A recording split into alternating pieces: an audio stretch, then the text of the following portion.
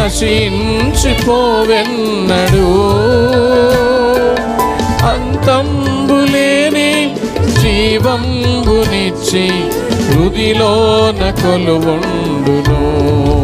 ఆ పరమ తండ్రి లోకమంతటిని ఇలాగు ప్రేమించగా,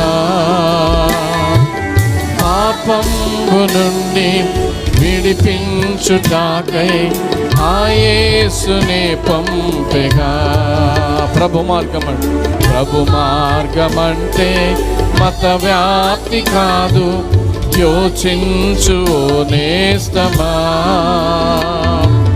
మహిలోన నిలచి మరణాన్ని గెలచి నిన్ను నన్ను విడిపించగా. ప్రభు మార్గమంటే మత